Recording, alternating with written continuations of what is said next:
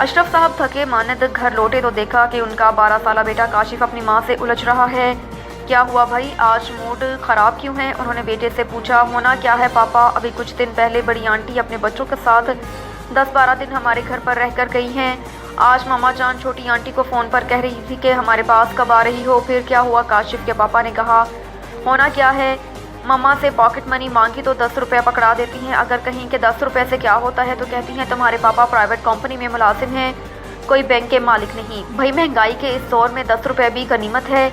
वो तो ठीक है, आंटी के बच्चों को तो 20-20 रुपये देती हैं और नान चने दही भल्ले ब्रेड भी खिलाती हैं। काशिफ ने जवाब दिया, भाई मेहमान तो अल्लाह की रहमत होते हैं, उनकी खिदमत करना प्यारे आका की सुन्नत मुबारका है।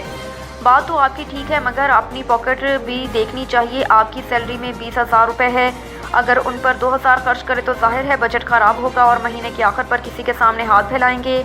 नो टेंशन, उधार का सिलसिला चलता रहता है, जब सैलरी आएगी उन्हें दे देंगे। जो मेहमान आता है वो अपनी किस्मत अपने हिस्से का रिज़्क़ साथ लेकर आता है और तुम्हें पता है बज़ाहिर मेहमान के आने से बजट ख़राब होता है, मगर उसके एवज़ अल्लाह ताला उस घर पर रहमतों की बारिश कर देता है। वो बज़ाहिर नज़र नहीं आती मगर वो घराना खुश रहता है। एक मरतबा हमारे प्यारे नबी हज़रत मूसा ने अल्लाह ताला से पूछा, ए मेरे रब, जब तू खुश होता है तो क्या करता है? अल्लाह ताला ने फरमाया, मेहमान भेजता हूँ। दूसरी बार पूछा तो अल्लाह ताला ने फरमाया, बेटियाँ देता हूँ। तीसरी बार पूछा तो अल्लाह ताला ने फरमाया, बारिश देता हूँ। आप खुद अंदाज़ा लगाओ, जिस घराने पर अल्लाह मेहरबान होता है वहाँ मेहमान भेजता है, वहाँ का रिज़्क़ पहले भेज देता है। वो कैसे पापा, मैं समझा नहीं। अच्छा सुनो, एक ज़माना था जब लोगों घरों में मेहमान आने पर खुशियाँ मनाया करते थे और ये आलम हुआ करता था कि अगर मेहमान किसी एक घर में आता तो पूरे मोहल्ले के घराने एक एक करके मेहमान की तवाज़ुन की मुतमन्नी होते। मेहमान दूसरे घराने की दावत कबूल कर लेता तो उस घर में खुशी की लहर दौड़ जाती। किसी मजबूरी की वजह से वो दावत कबूल ना करता तो अच्छे अच्छे पकवान पका खुद उसके घर में पहुंचाए जाते थे। क्या अच्छा ज़माना था और क्या अच्छे लोग थे। ज़मीन पर बिछी चटाई पर दस्तरखान लगता था जिस पर मकई या जवार की रोटी, लस्सी का गिलास और मक्खन रख दिया जाता था। और अगर पापा जान आज कौन सा दूध लस्सी मक्खन का दौर है, पिज़्ज़ा बर्गर का दौर है। भाई वक्त वक्त की बात है। अच्छा एक और वाक़या सुनो। प्यारे आका सल्लल्लाहु अलैहि वसल्लम के दौर में एक खातून ने आप सल्लल्लाहु अलैहि वसल्लम की खिदमत अक़दस में पेश होकर अर्ज़ की कि उसका शोहर रोज़ कई मेहमानों को लेकर आता है, उसने उनकी खिदमत नहीं हो सकती।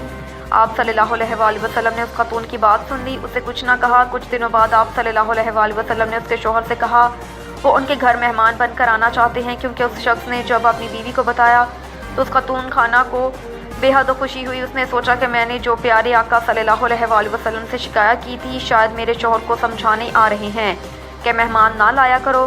ताहम प्यारे नबी सल्लल्लाहु अलैहि वसल्लम ने खाना तनावल फरमाया और सहाबी से कहा कि मैं जब घर से जाऊंगा तो तुम्हारी बीवी मुझे जाते हुए देखे। जब आप सल्लल्लाहु अलैहि वसल्लम तशरीफ़ ले गए तो उस खातून खाना ने देखा कि आप सल्लल्लाहु अलैहि वसल्लम के पीछे हशरात और बलाएँ भी घर से बाहर जा रही हैं।